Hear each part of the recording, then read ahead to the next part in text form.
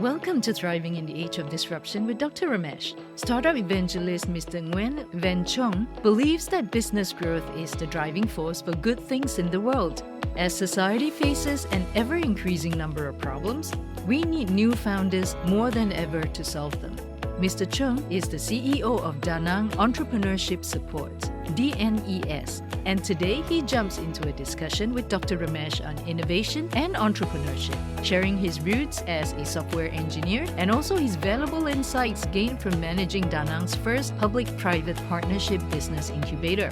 Welcome, Mr. Chuong, to Thriving in the Age of Disruption podcast series. Thank you, Dr. Ramesh, for having me here in your program. My name is Chuong. I'm from Danang, Vietnam. And after spending about 15 years working as a software engineer, working on building a software product in November 2021, managing a business incubator.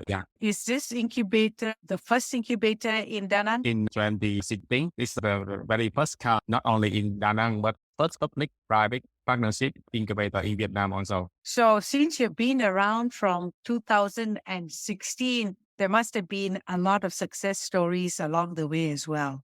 Actually, building a new entity is not a challenge for the founder and the management board at that time. We learn a lot and we try a lot, of course. And after 12 months of incubation, we support for 84 startups, to launch their product. And up to now, about 8 of them still arrive fundraising successful and then grow their business. Wow, wonderful milestones for the first initiative in Danang in a personal context. Mr. Chuong, are you married with kids? Yes. How old are they? Have you always lived in Danang? Are you from some other part of Vietnam? Yeah, most of the time I spend in Danang, but as a businessman, I have to travel a lot. But thanks to my wife, I'm a father of 3 kids, and thanks to her that she always support me on every action. That I am very happy when I'm working and no worry about other things. That's really great. And how old are your children? The smallest one is 2 years old, and the biggest one is 11. Lovely. I define entrepreneurial mindset as one whereby a person is being resourceful. And usually to be resourceful, A, you have to be able to identify the right problem and then go about solving it. B, it is to be able to manage uncertainty and to take risk. And C is to create value. And this value is not just for yourself, it's also value which is just not financial. So that's entrepreneurial mindset. But on the other side, some people may have a great idea and they want to start and run a business around that idea. And that's when they become an entrepreneur. But I feel that not everyone needs to become an entrepreneur, but it's very essential in today's world that everyone has an entrepreneurial mindset. So in your work in managing the incubator, what have you found about the entrepreneurs who succeed vis-a-vis the entrepreneurial mindset? You're right when we talking about the character of an entrepreneur who can overcome many challenges. That is a long journey, and sometimes you fail, and sometimes you success, but sometimes you learn something. It needs resilience, how you overcome the obstacle, and also resourceful. You look around and see many problems, and you're looking for the solution to offer a better solution. Business growth is the driving force for the good thing after the COVID, and now we facing an uncertainty situation. We're facing ever increasing the number of problems. And then we need the new founder to solve them. That's right. New founders. What do you mean by that? The people who not just stay and see things happen, but they involve and try to solve problem. For example, in my perspective as the software engineer background, so I try to apply the technology into business problem and other things. Right. Have you ever wanted to start your own software business, or were you just working as a software engineer? I started my career as a software engineer, and then suddenly I just opened my own software engineer 13 years ago, just because our customer want me to issue him the invoice, the tax invoice. So I have to do the registration, the company. That's a good way to start a business. And then what happened? And I'm lucky enough when I have the right co-founder. He accompanied with me to commercialize that product. And now after 13 years, we still together and we serve more than 30 big companies. We have good revenue. Yeah. Wonderful. So when you look at yourself as an entrepreneur and you're working with entrepreneurs, what do you think is the key thing that aspiring entrepreneurs must focus on from your own experience? Because I'm a member of a Young Entrepreneur Association in Danang, based on what I observe and learn, I see that the entrepreneur who have the key product or services could get stronger and stronger. So it's like a unique value proposition that they can offer to the marketplace with their product or service, right? Yeah. What can you say about partnership? Because you were lucky to find the right co-founder. Yes, it's very important. For example, me, I'm a software engineer, so I'm good at tech field, but the other field I'm not good at. So in the beginning of our career, the other side, he or she is good at sales or marketing, so you can support us on that. Of course, that after that we learn also. But in the beginning, the first, the second, or the third year, it's really hard. And at that time, we have to focus on what we do the best. That's right. But then I want to ask you the more difficult part of a relationship. I can understand that you do your part functionally and he does his part functionally. But then how do you actually build a relationship where you can trust each other? So with this co-founder of yours, did you know him for a long time before you went into business? Or it so happens that you met each other and you had the same passion? Yeah, very good question. It reminds me about the past. Of course, I start with my old friend, but then when the business to a certain level, he don't work with me anymore. But at the same time, I found a new one, and he older than me. I think that's his experience also a good point for me to help us to work together until after more than 10 years now. Yeah. So at different points in our journey as an entrepreneur, we may find that we have to renew our partnerships and the people we work with because we will find different things that need to be available. And what is the advice that you can give to people who want to develop an entrepreneurial mindset? What do you think they can do in schools, kids who are still 15, 16 years old? Lean in today to lead on tomorrow. Oh, nice. Yeah.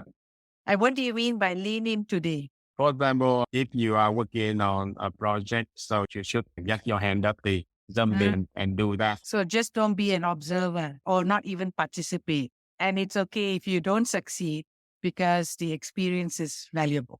Exactly. Very good. I define crisis as a setback.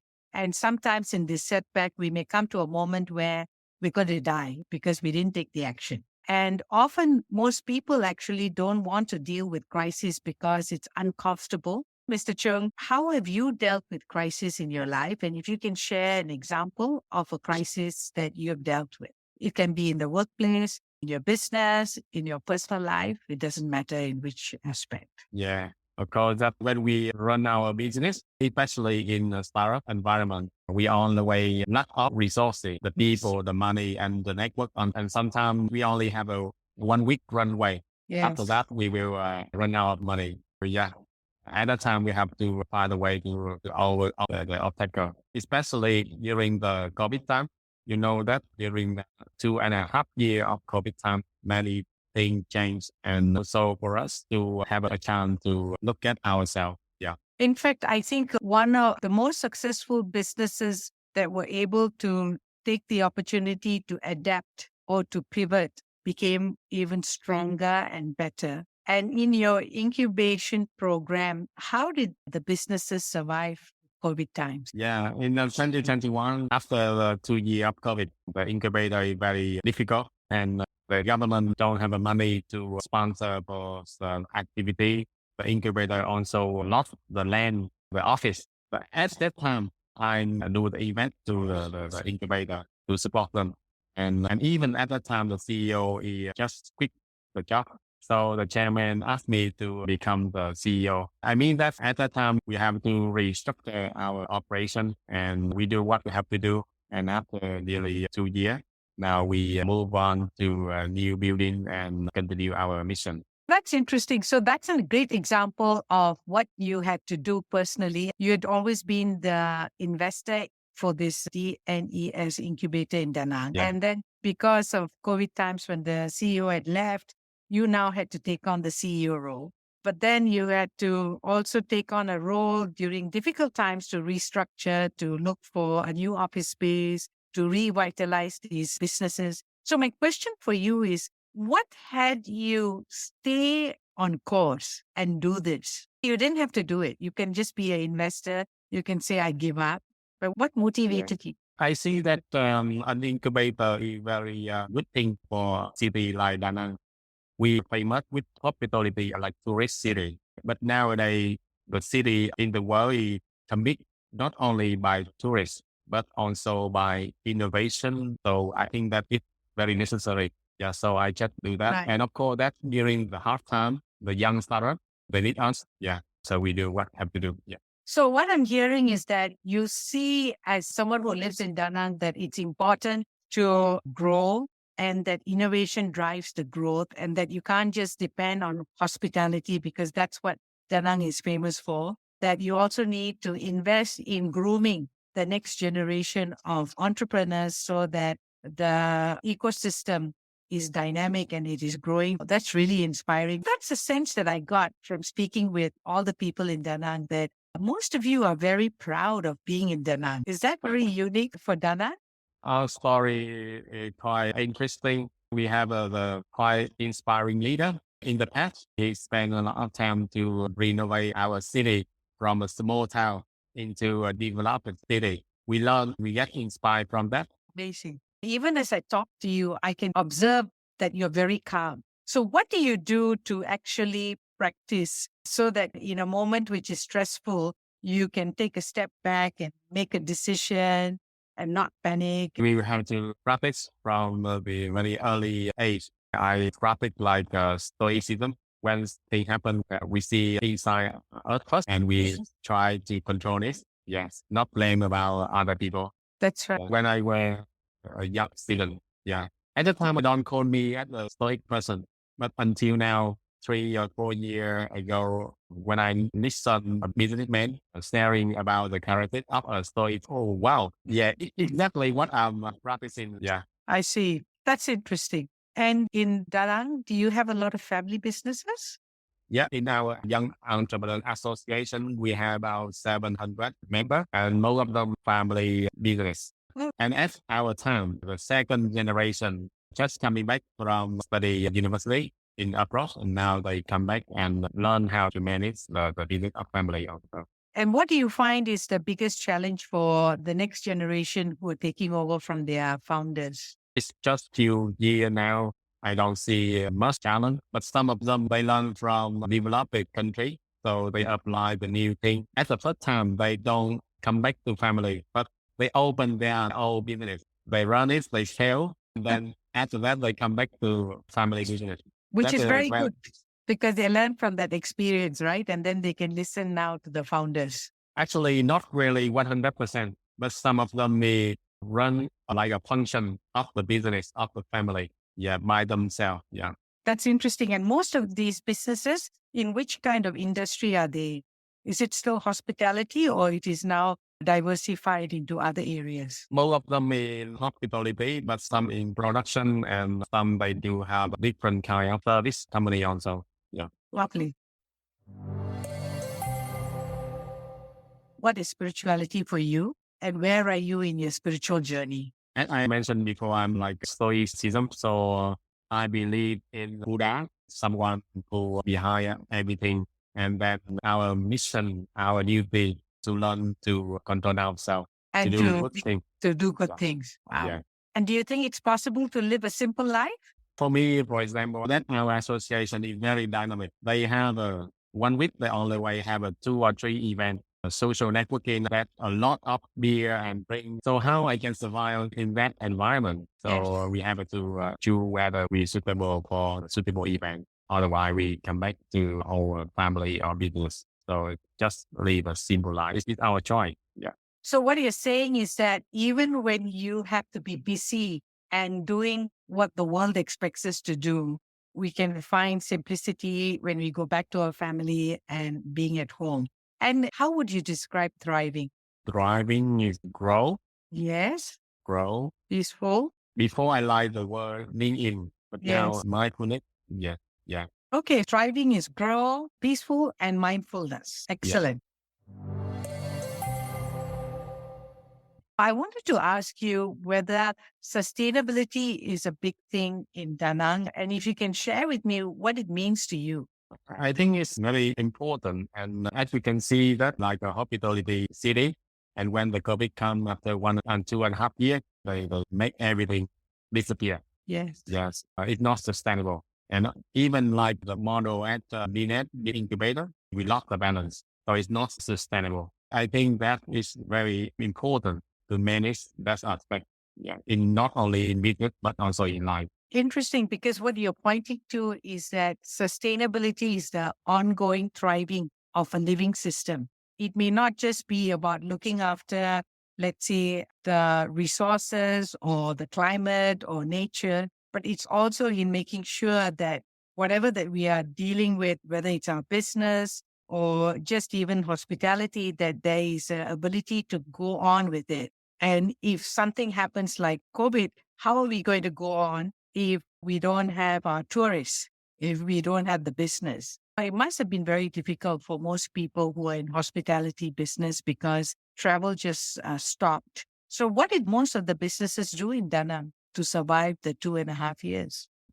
For Danang, of course, we have production industry, commercial e-commerce, and also we do have agriculture. Now, a lot of products from countryside, they adapt the new standards to be able to export. So that they have the label, the standards, yeah, and it would increase the value of the product, so they can make more money. So this has been the opportunity of the COVID lockdowns, that people have had to look and diversify into other industries, upgrade, to be ready to export their products versus just depending on the local consumers as well as tourists coming.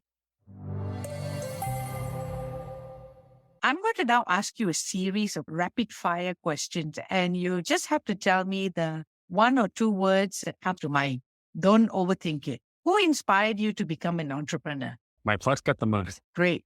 Yeah. What is the one thing that you have done to navigate disruption in your business? I look inside myself. Yeah. Look inside yourself. Okay, great. What is the most important advice you have for aspiring entrepreneurs? Lean in to lead on. Great. The one thing that you have done to stay ahead in your game? Yeah. Innovation. How do you deal with crisis? Straightforward. Deal with it straightforward. What is the key mistake people make in a crisis? Key mistake people make.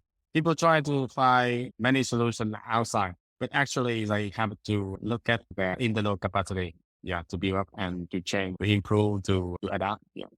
And how do you stay calm and focused during a crisis? The same. We just go inside, look inside us. Yeah. How do you think we can inspire other people to embrace sustainability in their daily lives? The more thing that make you happy, because when you're happy, it means that you feel good on that, and it's sustainable. Otherwise, it would be a crisis. That's right. Can you share an innovative solution that you have seen which promotes sustainability? Actually, I look support for electric bike, the project, not only a good example of sustainability, but also is inspired a lot to become like a maker and innovative on the time. That's right. That's right. And so much so that now Danang is becoming a EV space, right? A popular center for all the electric bikes. I hope so. How do you think organizations can prioritize sustainability? For organization, they have to survive first and then build the culture. That's our sustainability. Yeah. What you're saying is that maybe create for them to see that part of surviving is to be sustainable. In our organization, if we depend on one or two source income, and then it's not balanced. So we have to build our internal capacity so that we can survive. So that's the way of sustainability in my perspective. Wonderful. Okay, I'm going to ask you some questions to get to know you. What's your favorite book? Jim Collins will write the book named Good to Great. Yes. Actually, I read 3 books of him and very get inspired from that. Yeah. And what's your favorite travel destination? I travel a lot and then every place have a good thing for me to learn. The last trip, I have a car rental in Italy. Last November, I spent 1 week and ride for the whole Italy. Interesting. So if you could have dinner with anyone, who would it be? It's not easy. After today, with you, for example. Okay. So we'll have to meet either in Hanoi or in Danang for dinner. Yeah. What's your favorite song? In Vietnam, we have a song like One Forest, One People, life. Yeah. Oh, It's have the Vietnamese song. It's telling about the meaning of life. When you have a destination to go, your life will have a meaning. Wow. That's so inspiring. Is there a hobby or a interest that you have that might surprise other people? Recently, just the Roy EV, Danang have a very nice landscape. So I moved to mountain and down to river and a very nice place, sometimes with friends, sometimes with family. Very enjoyable. And the last one, is there a movie that you find is unforgettable? Sorry, it's a long time I don't see movie. I remember that recently I just watched like American Factory. Yeah, there's a film about China factory but built in the US and they are successful. Yes. Okay, good. Mr. Chuong, I want to thank you so much for coming on board and sharing with us your wisdom, your experience, the gems that you've collected along the way, because it's going to inspire a lot of people who want to know more about the incubation space in Danang, about being an entrepreneur and how to be resilient in life. Thank you. It sounds so great for me to catch up with you again and get the energy you bring for us so that we have more power to overcome the obstacle. Wonderful. I'm very happy to join this podcast with you and also connect with you. And actually, I read half of your book. You're so inspired. And I see myself next 20 years. Yes. At that time, maybe I will, like you, Dr. Ramesh, do some live stream and talk with the young guys from different country and city and then help them to grow and to learn new things. Wonderful. Thank you, Mr. Chuong, for sharing that you read my big jump into entrepreneurship, because if we have entrepreneurial mindset, we can actually be successful in life, not just because we're running a business, but we actually know how to navigate life. Yeah, I agree. Thank you, Dr. Ramesh and Mr. Chuong, for your thoughts on the entrepreneurial mindset and supporting a vibrant entrepreneurial ecosystem in Danang, Vietnam. Whether you're an aspiring entrepreneur or investor, looking for inspiration to overcome the challenges in your life, or simply curious about the stories that shape the changemakers of our world, this podcast series is your gateway to a world of insight and inspiration. Be sure to subscribe to the Thriving in the Age of Disruption podcast or follow Dr. Ramesh on LinkedIn and other social media so that you too become a part of Dr. Ramesh's Thriving Network.